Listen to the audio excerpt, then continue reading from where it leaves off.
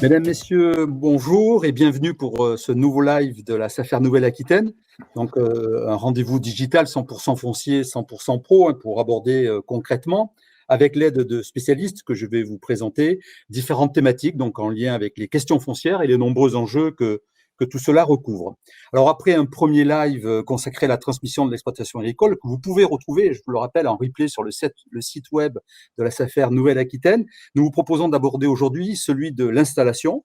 Pour celles et ceux que le sujet intéresse, je rappelle qu'un troisième et dernier live sera organisé en 2022, le 6 octobre prochain précisément, toujours à la même heure, et cette fois-ci donc consacré aux projets alimentaires de territoire.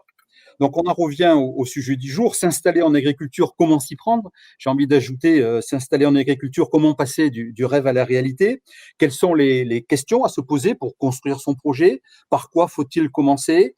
Quels sont les accompagnements et les aides possibles? Quelles sont les démarches à effectuer? Toute une série de questions. Et donc, pour nous éclairer et pour apporter donc des éléments de réponse, deux spécialistes à nos côtés. Donc, d'une part, Christine Navaille-Argenta, qui est chargée de mission installation de transmission à la Chambre d'agriculture de Nouvelle-Aquitaine, et Nathalie Bonnefond, qui est chargée de clientèle au service projet investissements ruraux, autrement appelé SPIR, donc de la SAFER Nouvelle-Aquitaine.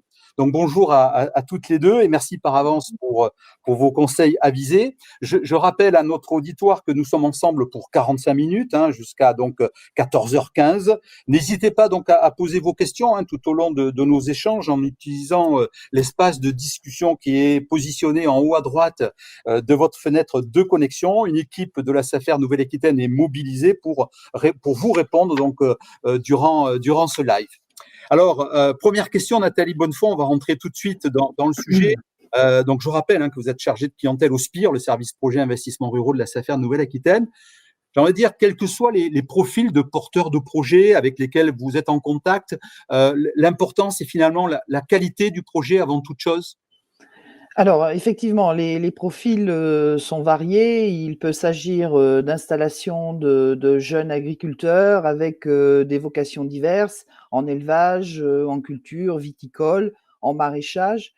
Pour une installation à titre principal ou secondaire, cela peut être aussi de la réinstallation, de la reconversion professionnelle, des investisseurs permettant l'installation de projets agricoles. Ça peut être aussi de la résidence principale, des projets de tourisme rural. Pour les biens avec une surface foncière ne permettant pas une installation en agriculture, dans ce cas, le but recherché est la revitalisation des zones rurales qui sont parfois en déprise et qui, par l'installation de familles avec des projets diversifiants et l'amélioration du patrimoine bâti, permettront au territoire des activités complémentaires. Depuis 99, ce volet fait aussi partie des missions SAFER. Donc effectivement, les projets sont variés et nous sommes toujours attentifs aux projets, car bien souvent, il s'agit de projets de vie et il est toujours difficile de présager de la réussite d'un projet. Cela dépend de tellement de paramètres non quantifiables, mais l'échange et l'écoute sont nos outils précieux pour mener à bien cette mission. Nathalie, merci pour cette première contextualisation. Christine Navaille-Argenta, donc bonjour. Je rappelle que vous êtes chargée de mission installation de transmission donc à la Chambre d'agriculture de l'Aquitaine. On intitulait donc ce webinaire quelles sont les bonnes questions à se poser s'agissant donc d'un projet d'installation. L'important, c'est d'abord d'être au clair avec ses motivations et faire le lien peut-être entre projet de vie et projet professionnel. Bonjour à tous. Effectivement, quand on a un projet d'installation en agriculture, au tout démarrage, les questions essentielles à se poser, c'est de savoir c'est quoi mes motivations profondes, quoi. C'est je veux m'installer, mais c'est quoi? C'est je veux vivre à la campagne, j'ai un projet de vie à partager avec ma famille et trouver le temps d'associer vie de famille, vie professionnelle. Je veux nourrir la planète, je veux nourrir mes voisins, je veux créer une entreprise. Enfin, toute une série de questions qui permettent de bien cadrer aussi la suite de l'élaboration de mon projet. On parlait de projet de vie, c'est important de savoir si dans ce projet, je suis soutenue par ma famille ou par mon entourage, hein, soutenue psychologiquement, soutenue financièrement. Enfin, tout ça, c'est des questions qu'on peut se poser. Il est pas mal aussi de se demander de quel revenu j'ai besoin pour vivre et quels sont mes besoins en termes de revenus. Parce que du coup, ça implique des contraintes de qu'est-ce qu'il va falloir que je dégage comme activité pour atteindre ce revenu, quel temps nécessaire de travail il va falloir que j'ai pour atteindre ce revenu. Voilà. Et puis, voilà, globalement. Oui. Et les bonnes questions, c'est aussi être en capacité de pouvoir analyser son propre environnement pour pouvoir peut-être évaluer les risques tout simplement, hein, puisque bon, quand on se lance, j'imagine, dans un projet d'installation en agriculture, il y a forcément des risques. On le voit bien ces derniers temps avec les risques climatiques, les risques économiques, mais il faut être au clair aussi avec tout ça. Il faut anticiper et analyser ces risques potentiels. Oui, à partir du moment où on décide d'une production ou de production, eh bien, il faut pouvoir anticiper, définir les compétences techniques nécessaires, la réglementation adaptée ou imposée, les compétences humaines à développer. Est-ce qu'il y aura besoin d'un salarié? Et puis, est-ce que je suis capable de gérer un salarié? Ou est-ce que je travaille à titre individuel? Et dans ce cas-là aussi, quel statut je prends pour me protéger? Et puis également… Je crois qu'on a un petit problème de connexion avec… Non, ça va mieux. On t'entendait plus, Christine. Ah mince. Et là, vous Non, m'entendez? mais ça n'a duré que quelques secondes. Donc, on peut reprendre là où on en était. On n'en aura pas beaucoup perdu. Après, les risques aussi, c'est si on développe je sais pas, selon les circuits de commercialisation que l'on développe, eh bien, il faut analyser le lieu de commercialisation, les circuits, les marchés qui existent dans l'environnement. Voilà, enfin, toute une série de questions d'analyse qu'il faudra faire à un moment donné avant de se lancer. Donc, se poser les bonnes questions, donc c'est effectivement sur ses motivations, sur ses objectifs, sur l'analyse qu'on peut porter sur son propre environnement. Tu l'as évoqué rapidement, mais c'est aussi évaluer les compétences nécessaires à l'aboutissement de ce projet, puisqu'on on voit ces derniers temps beaucoup de profils différents et arriver d'un peu partout, et c'est probablement une bonne chose, mais l'évaluation des compétences nécessaires, c'est une nécessité également pour ne pas être à côté de la plaque, si j'ai envie de dire. Oui, tout à fait. C'est vrai on observe une élévation du niveau de connaissances. Donc effectivement, il y a besoin d'avoir des connaissances, alors techniques, commerciales, sur la gestion d'une entreprise, des connaissances juridiques, de management, des connaissances aussi administratives. Mais ça ne suffit pas. Il faut également, aujourd'hui on le perçoit aussi, il faut aussi avoir un savoir-faire, c'est-à-dire des connaissances pratiques. Est-ce que on a une expérience en agriculture, en conduite d'exploitation agricole? Quelle est notre pratique et notre expérience? Il y a aussi un savoir-être. Ça peut aussi s'apprendre, parce que si on fait des circuits courts, il vaut mieux aussi avoir un savoir-être. Et puis aussi, on n'est pas sur des compétences, mais c'est quand même quelque chose qu'il est important d'avoir en tête, c'est les conditions physiques. Être au clair aussi par rapport à ça, parce que selon la production que l'on va réaliser, c'est un élément important. Mais en tout cas, concernant les connaissances techniques et le savoir-faire, ça, c'est des choses pour lesquelles on peut être accompagné aussi. Christine, on entend beaucoup parler d'installations aidées et non aidées. J'imagine que tout ça répond à un certain nombre de critères. Est-ce qu'on peut, sans tout balayer, mais est-ce qu'on peut essayer d'évaluer ce que peuvent être les avantages et les inconvénients, justement, de vouloir ou pas bénéficier des aides qui sont aujourd'hui proposées par un ensemble d'organismes pour faciliter et aider à l'installation?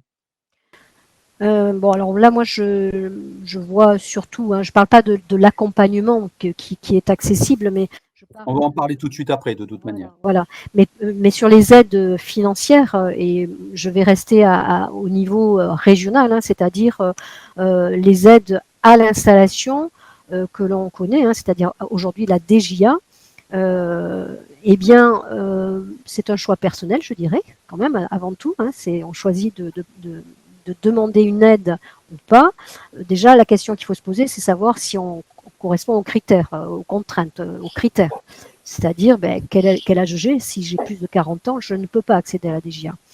Si mon niveau de formation ou de compétence ne correspond pas aux critères, c'est-à-dire l'équivalent de la capacité agricole professionnelle, c'est un niveau de formation, un bac agricole, par exemple, ou un niveau bac et 2 ans d'expérience professionnelle, et puis un parcours de professionnalisation personnalisé qui a été validé, eh bien, si je n'ai pas ça, je ne peux pas, dans l'immédiat, demander les aides. Après, on peut aussi se poser la question, est-ce que j'ai besoin d'un soutien financier? Aujourd'hui, la DGA moyenne, c'est 30 000 €. Donc, on fait le choix de ne pas accéder à cette aide.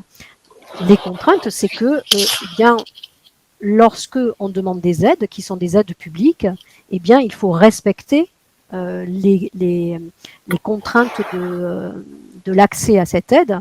Et du coup, dans les 4 ans qui suivent l'installation, on a à justifier de l'atteinte, par exemple, déjà de l'existence, toujours en tant qu'agriculteur, avec eh bien, selon ce que l'on avait bénéficié, parce qu'il existe des modulations, donc eh bien, par exemple, on est bien effectivement certifié en agriculture biologique si on avait bénéficié d'une bonification parce que on s'installait en agriculture biologique. Donc des aides qui sont conditionnées effectivement en fonction des orientations souhaitées en matière de politique publique d'installation. Est-ce qu'on connaît la proportion sur l'année écoulée, par exemple, à l'échelle de la Nouvelle-Aquitaine, entre nombre d'installations aidées et installations non aidées? Est-ce qu'il y a des tendances qui se dessinent là justement par rapport à ça? Globalement, oui, il y a des tendances. J'ai pas parlé du prêt d'honneur. Il y a une autre aide qui existe au niveau régional, mais c'est pas une aide. Enfin, si c'est une aide, mais c'est pas une subvention. C'est un prêt à 0% qui est accessible pour justement ceux qui ont par exemple plus de 40 ans ou qui n'ont pas la capacité agricole. Et donc là, c'est plus un prêt à taux zéro. Je sais pas, par exemple, en 2021, on est à 700 installations aidées. À l'échelle de la Nouvelle-Aquitaine. Hein. Ah oui, complètement. On a 150 prêts d'honneur. Donc c'est aussi, on peut parler d'accompagnement, d'aide dans la politique régionale d'installation. Et on a globalement 2000 installations sur le territoire de Nouvelle-Aquitaine, hors transfert entre époux, dont 70% qui sont des chefs d'exploitation. Les autres étant des cotisants solidaires. Voilà. D'accord. Donc, des choses qui sont à peu près équilibrées finalement entre installations aidées et installations non aidées. Oui. Christine, j'en viens à la question de l'accompagnement, qui est certainement un des éléments clés. Donc, il existe un point information, un point installation transmission. Un point accueil. Point accueil. Transmission. Peut-être un mot pour nos auditeurs sur ce que sont les missions de ce point accueil, installation de transmission. Je vais y arriver. Alors, le point accueil, installation de transmission, ça c'est parce que autrefois ça s'appelait le point info. Aujourd'hui c'est le point accueil, installation. Il existe dans tous les départements. C'est un lieu où une personne va vous accueillir, quel que soit le projet que vous avez, sans aucune discrimination, pour vous accueillir, donc vous écouter, vous informer justement sur tous les dispositifs qui existent pour l'installation, mais aussi tous les lieux qui pourront, tous les lieux, les structures qui pourront vous aider dans le cheminement de votre installation, qu'elle soit d'ailleurs aidée ou pas aidée, hein, je le rappelle. Donc, le PAI doit aussi vous orienter vers les autres structures. Une orientation vers les autres structures parce que, à l'évidence, l'accompagnement qui peut être apporté aux porteurs de projets est un travail qui se fait nécessairement en réseau entre les différentes organisations. Au-delà du fait d'orienter vers les autres organisations, vous-même, vous êtes en lien avec l'ensemble des organisations qui font partie de cet écosystème d'accompagnement. Ben, le principe, c'est ça, c'est vraiment de travailler en réseau, c'est-à-dire que le point accueil, installation, transmission doit être le lieu pivot. Donc, si on le définit comme un lieu pivot, il faut qu'il soit en relation avec tous les partenaires pour travailler au mieux. Via des conventions, hein, c'est-à-dire que l'objectif, c'est que les structures qui travaillent sur l'installation dans un département ou même au niveau régional, eh bien, puissent orienter tout porteur de projet, toute personne vers le point accueil qui va lui donner ses premières informations, et inversement, le point accueil installation, lui, eh bien, va orienter les porteurs de projet vers des structures d'accompagnement. Alors, ça peut être par exemple une personne qui a une idée de reconversion, en reconversion professionnelle, et bien peut-être qu'avant, il vaut mieux qu'il aille vers un conseil en évolution professionnelle, avant même de toute autre chose. Donc là, il y a aussi des partenariats avec les conseils en évolution professionnelle des départements. Ça peut être avec des structures d'accompagnement, s'il faut définir En tout cas, tout commence par un rendez-vous au point accueil, en fait, hein, lorsqu'on a une idée en tête, un projet en tête. Christine, on me fait signe aussi qu'il faudrait que tu essaies de parler un tout petit peu plus fort parce que, à l'évidence, faut que tu hausses un tout petit peu la voix. Je sais que le matériel est peut-être un facteur limitant, mais il faudrait hausser un tout petit peu la voix pour une meilleure audition. Donc, tout commence, Christine, par un rendez-vous au point accueil, installation, transmission. Oui, on va dire oui. Vous m'entendez mieux comme ça ou pas? Oui, ça va mieux là, oui. Ok, d'accord. Donc oui, le principe, il est là. C'est par le point accueil installation, vous aurez déjà un éventail de tout ce qui existe. Donc, bien évidemment que on peut aller dans des manifestations organisées par les différents partenaires, où là, on va vous dire, si vous voulez aller plus loin, allez au point accueil installation. Soit vous serez reçu, si vraiment votre projet n'est qu'une idée, dans le cadre d'une session collective, soit vous aurez un entretien individuel dès le démarrage, si votre projet est déjà un peu plus abouti. Juste un mot, puis après, j'aimerais qu'on développe les différentes étapes qui vont jalonner en fait la construction du projet et l'aboutissement. Obtenir un rendez-vous au point accueil, on s'adresse où? On s'adresse à qui? C'est le réseau des chambres d'agriculture qui porte ce réseau des points accueil ou c'est plus diversifié que cela? Globalement, oui, les points accueil et installation sont labellisés. Les chambres d'agriculture sont essentiellement les points accueil et installation de Nouvelle-Aquitaine. Il existe une association en Lot-et-Garonne, sinon toutes les chambres d'agriculture sont labellisées. Pour avoir les coordonnées, bien, soit vous appelez la chambre, mais il existe aussi un espace dédié au point accueil installation Nouvelle-Aquitaine. Vous tapez point accueil installation Nouvelle-Aquitaine et vous allez arriver tout de suite sur un espace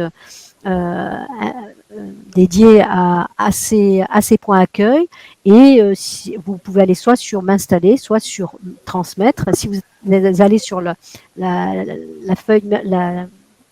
page m'installer, vous aurez les contacts de tous les points accueil de Nouvelle-Aquitaine. Et ensuite, eh bien, vous aurez les numéros de téléphone pour chaque PAI. OK pour ça, merci pour l'information. Je reviens sur les étapes du processus. Donc, j'ai eu mon premier rendez-vous avec le point accueil qui m'a peut-être déjà orienté vers telle ou telle structure. Ça démarre par quoi en fait le processus? C'est une analyse du projet, c'est un diagnostic du projet, c'est ça le point de départ opérationnel?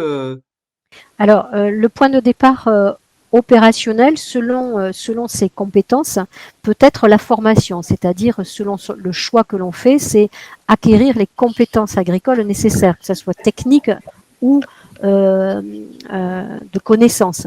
Donc, il est bien, que l'on veuille s'installer avec les aides ou pas, de faire un plan de professionnalisation personnalisé. Donc ça, c'est un outil également, le CE3P, qui va faire un diagnostic de vos connaissances et de vos compétences par rapport à votre projet. C'est vraiment personnalisé par rapport à votre projet. De là, eh bien, peut-être qu'il faudra que vous alliez faire des stages pratiques. Donc voilà. Si vous êtes en reconversion professionnelle, peut-être qu'il est intéressant avant tout d'aller se tester sur l'activité agricole, faire des stages de découverte. Vous voyez ? Ensuite, effectivement, une fois qu'on avance dans le projet, on peut faire un diagnostic global. Ah, je crois qu'on a à nouveau, mais ça va revenir. Un petit souci. Oui, ça y est, c'est revenu, oui, Christine. Bon, ok. Donc le diagnostic, qui est une analyse personnalisée pour des conditions de réalisation du projet. Donc il y a plusieurs structures au niveau de la Nouvelle-Aquitaine qui sont agréées pour réaliser ces diagnostics. Le point accueil installation dispose de toutes les, vous l'avez même sur l'espace internet dédié au point accueil, hein, vous pouvez savoir quelles sont les structures qui vous accompagnent. L'étude éco est une autre action qui vous permet d'avancer sur votre projet. C'est une étude qui va vous permettre de chiffrer votre projet sur les 4 premières années d'activité lorsque vous êtes installé. Alors, si vous souhaitez vous installer avec la DJA, elle vous permettra d'alimenter le plan d'entreprise qui vraiment est là pour cadrer l'installation. Et si vous voulez bénéficier d'un prêt d'honneur, eh bien, l'étude éco est l'outil qui va servir au comité de programmation aussi du prêt d'honneur. Et de toute façon, avec, sans ou sans DJA ou prêt d'honneur, l'étude éco est un outil qui permet de cadrer, quoi. Bien évidemment. L'étude économique comme le diagnostic, ce sont des dispositifs qui sont donc aidés donc les bénéficiaires peuvent profiter d'une aide financière sur ces étapes-là. Oui, tout à fait. Alors, le plan de professionnalisation personnalisé, c'est un outil qui est financé par l'État. Donc, pour le porteur de projet, c'est zéro financement. La formation, c'est pareil, il existe, soit on a un CPF, soit on a d'autres aides via Vivea, par exemple. Le diagnostic et l'étude éco et le suivi lorsque vous êtes installé, eh bien, ce sont des dispositifs qui sont financés par la région. Donc, vous aurez sur la valeur de ce diagnostic, de cette étude éco ou de suivi, vous aurez 600 € en moins, enfin pour le diagnostic et l'étude éco, qui sont financés par la région dans le cadre de la politique régionale d'installation. J'en profite, Christine, parce que j'ai des questions qui me remontent de la part de nos internautes.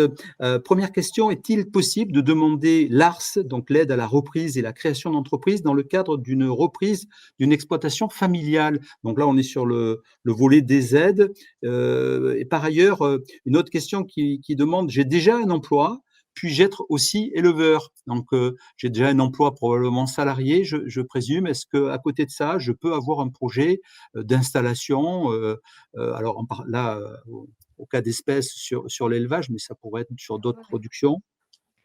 Oui, pour toutes ces questions, bon, je ne vais pas répondre moi à toutes les questions de façon précise. Là, justement, tous les organismes sont là. Toujours est-il que tout dépend du statut que l'on va choisir lorsqu'on décide de s'installer par rapport aux cotisations aussi MSA. Est-ce qu'on est producteur à titre principal, secondaire? Ensuite, l'ARS, l'aide à la reconversion, c'est une aide qui n'est pas liée au statut cadre ou requête familiale, mais bien sûr au fait d'avoir cotisé à Pôle emploi et d'avoir des droits à Pôle emploi. Donc voilà, toutes ces questions-là se posent en allant au point accueil et en étant, si on le souhaite, accompagné par des structures sur le diagnostic et l'étude éco.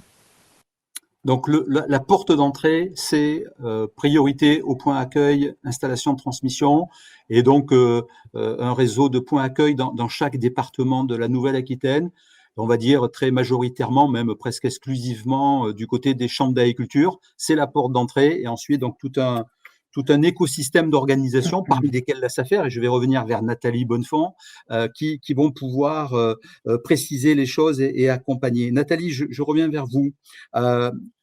J'imagine que bien souvent, notamment pour des profils nouveaux, comme on le voit aujourd'hui, hein, je pense à des projets portés par ce qu'on appelle les hors-cadres familiaux, ceux dont les parents ne sont pas déjà agriculteurs. L'accès au foncier, trouver une exploitation, c'est la difficulté principale souvent pour un porteur de projet qui arrive de l'extérieur. Oui, fatalement, parce que souvent ils se trouvent en concurrence avec soit des agriculteurs déjà installés, soit bon, ils sont pas de la région, donc et ils débutent dans leur projet agricole, donc effectivement ils cherchent les informations, mais ils la difficulté, effectivement, c'est l'accès au foncier. Donc, on est là avec une organisation pour essayer de leur trouver, de trouver leur bonheur en termes d'exploitation professionnelle agricole ou de projet de vie. Tout dépend après la demande du porteur de projet. Et c'est là qu'intervient donc la SAFER Nouvelle-Aquitaine et son service projet investissements ruraux. Vous pouvez nous en dire un mot de ce service au sein duquel vous intervenez, ses objectifs, ses missions finalement? Alors oui, tout à fait. Donc, le service projet investissements ruraux, donc SPIR, est composé en moyenne d'un référent par département des 12 que compte la Nouvelle-Aquitaine. Le service travaille en collaboration avec les conseillers fonciers de chaque secteur, hein, qui maillent chaque secteur de la Nouvelle-Aquitaine, afin de créer une synergie. Les missions et objectifs du service, bien évidemment, sont d'identifier les porteurs de projets, de les qualifier dans notre base de données et de les mettre en relation avec les propriétés à la vente sur chaque secteur des conseillers fonciers. Il faut savoir que chaque référent du service SPIR se déplace sur les propriétés afin de pouvoir restituer aux porteurs de projet la réalité du bien dans son environnement et son potentiel. Donc, Le travail donc de recensement d'offres et si moi-même je suis porteur de projet et que je recherche donc un bien rural pour pouvoir m'installer, comment est-ce que je m'y prends pour consulter ces offres? alors, nous avons un site dédié qui est propriétérural.com, qui est le site national des SAFER. Qui permet aux porteurs de projets de s'inscrire directement en ligne pour nous faire part de leurs recherches.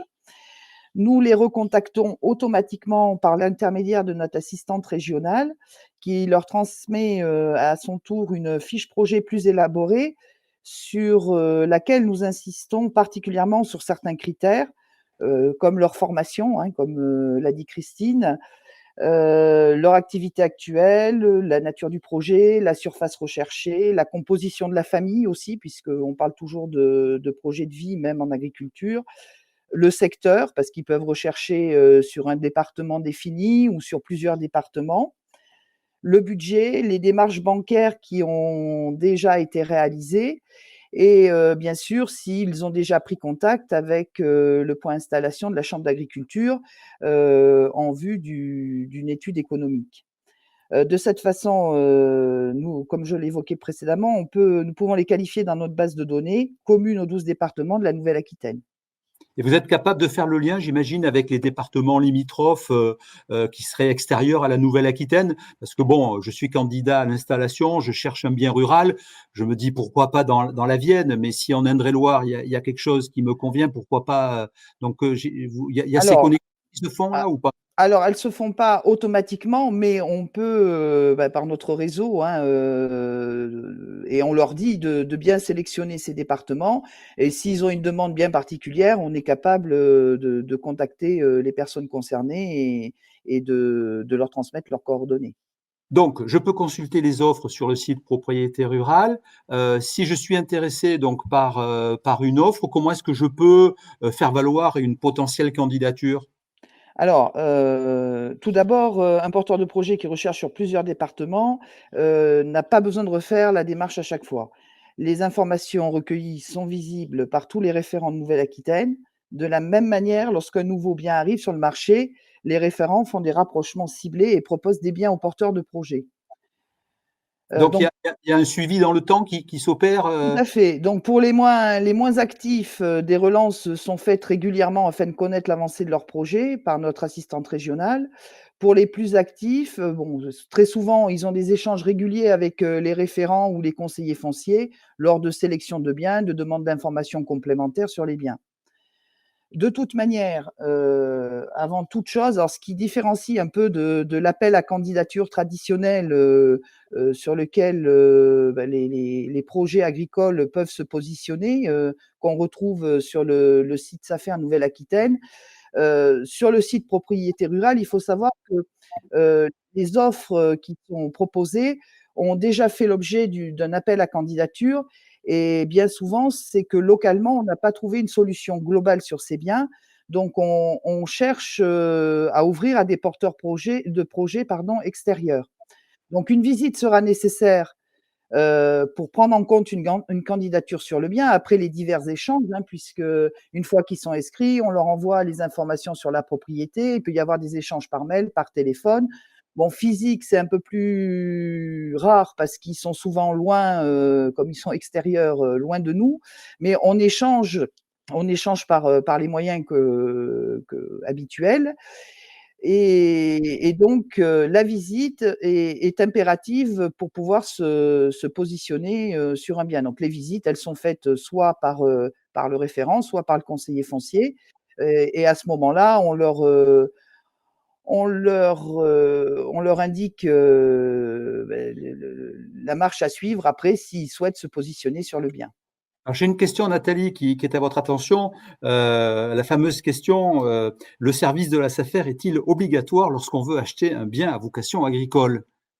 Bah, je vais vous répondre non, mais c'est bien mieux de passer par notre intermédiaire. On sait très bien, que les gens peuvent acheter, directement par les propriétaires ou par le biais d'agences, mais bon, parfois, la connaissance, du monde agricole et de toutes les connexions qu'il peut y avoir, en passant par la SAFER. Ils auront par exemple, avec un projet agricole, les autorisations d'exploiter, les connexions avec la chambre d'agriculture et puis, divers dispositifs, dont on parlera certainement tout à l'heure, qui peuvent, pour une installation, leur être utiles.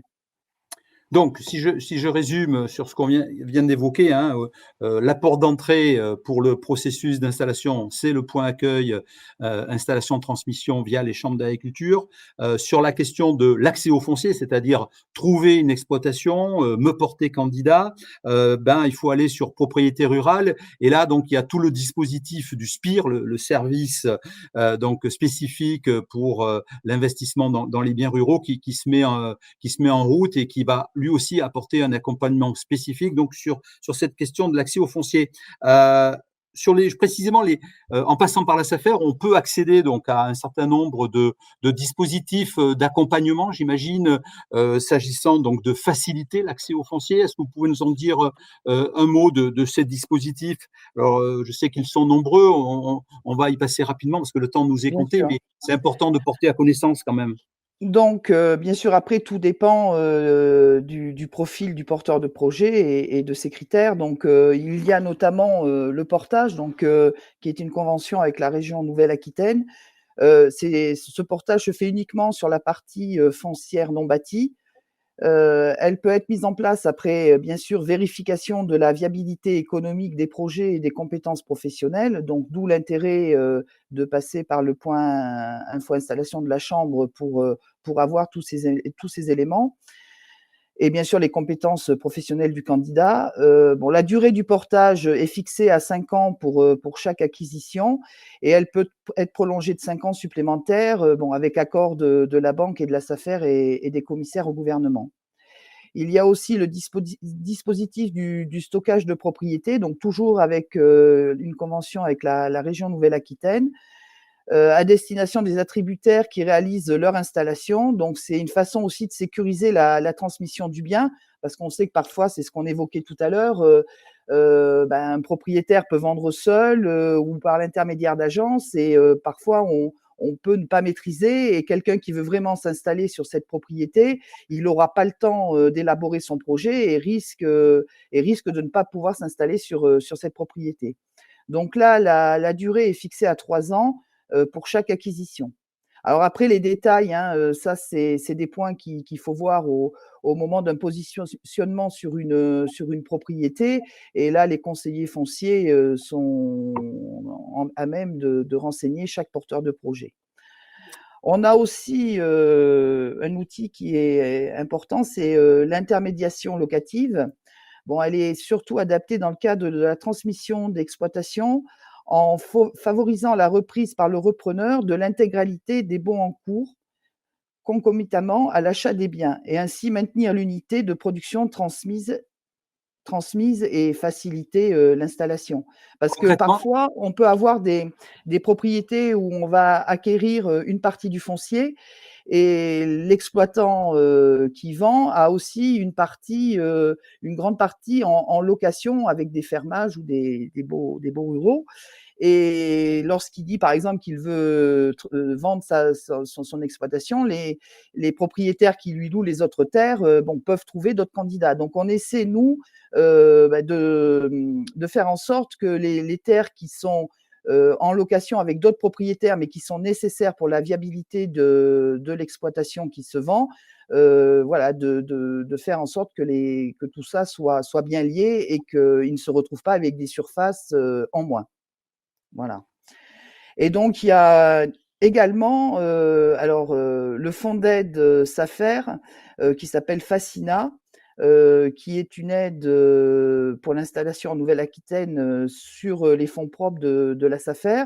Donc, c'est une prise en charge de 50% des frais des actes, plafonnés à 1 500 € au moment de l'installation.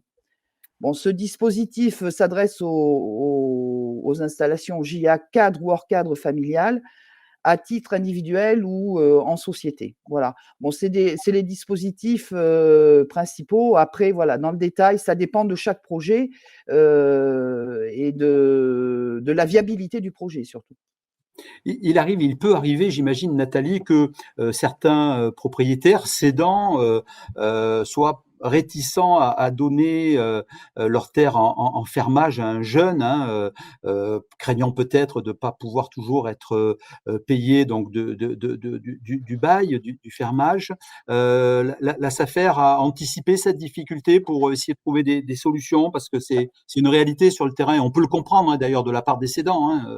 Voilà, alors il peut être mis une assurance fermage alors je vais pas vous le détailler parce que moi-même je l'utilise très peu, mais là c'est pareil, ça peut être évoqué avec les conseillers fonciers. Donc effectivement, il peut y avoir une souscription à une assurance qui leur permettra de recouvrer leur loyer. Une sorte de garantie fermage donc pour le cédant, enfin pour le Voilà, bailleur.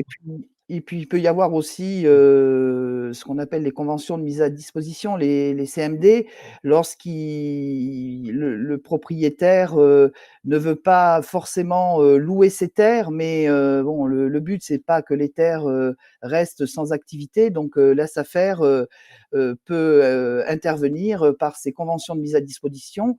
Il y a des durées qui peuvent être renouvelées, et à la fin de la durée, le propriétaire est libre de relouer après ou de vendre ses terres sans fermier sur ses terres.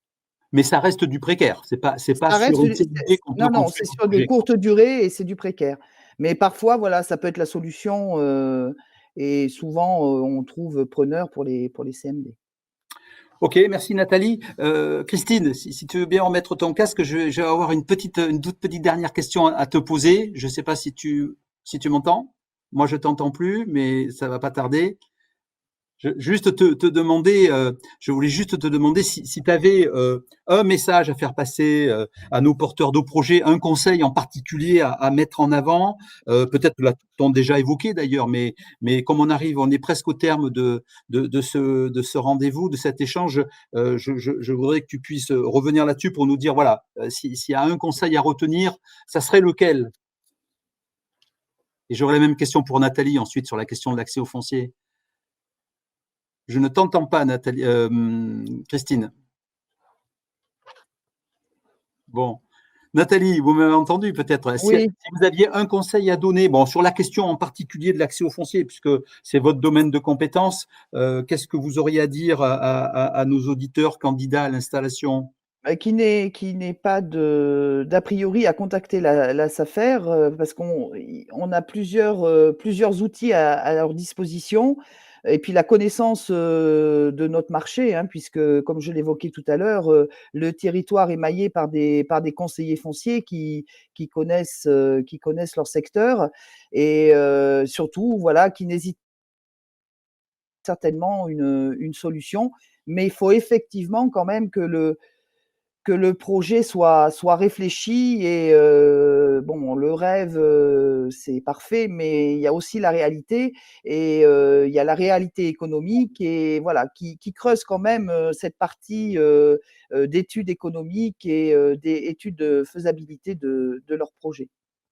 Et si le point accueil, installation, transmission est la porte d'entrée prioritaire, il n'en demeure pas moins que ceux qui s'adresseraient directement à la SAFER pourront aussi être orientés comme il se doit vers l'ensemble des acteurs qui constituent l'écosystème d'accompagnement. La SAFER peut aussi être une porte d'entrée si la question foncière est prioritaire. Tout à fait. Toujours pas ? Si, ça va mieux, ça y est. Oui, Christine, je te laisse la parole. Merci Nathalie. Ma question, je ne sais pas si tu l'as entendu, Christine, hein, si tu avais un conseil, s'il fallait retenir un point en particulier, quel serait-il? Alors, je voulais juste terminer la phrase en disant que si un porteur de projet va à la SAFER, bien sûr que la SAFER peut l'envoyer au point accueil installation. Ça marche dans tous les sens, oui. Et du coup, je pense avoir entendu ce que disait Nathalie, il existe un environnement qui est là pour accompagner, ne pas rester isolé. Ça, c'est un conseil à donner. Et puis, donc, parce qu'il y a vraiment pas mal de structures qui sont là pour faciliter cet accompagnement. Et un conseil aussi, c'est vraiment de se tester. De vraiment, pour les personnes qui sont en reconversion professionnelle, ça ne s'invente pas non plus ce métier-là. Donc, la formation et l'expérience, c'est après indispensable. Et tout un dispositif donc d'accompagnement qui attend les porteurs de projets pour effectivement les conseiller, les accompagner, les suivre dans le temps, que ce soit sur la formulation, la construction du projet, comme sur la question très très pragmatique de l'accès au foncier, notamment pour ceux qui sont dans une situation hors cadre familial. Il n'est pas tout à fait 14h15, on est arrivé au terme donc de ce webinaire, de ce rendez-vous.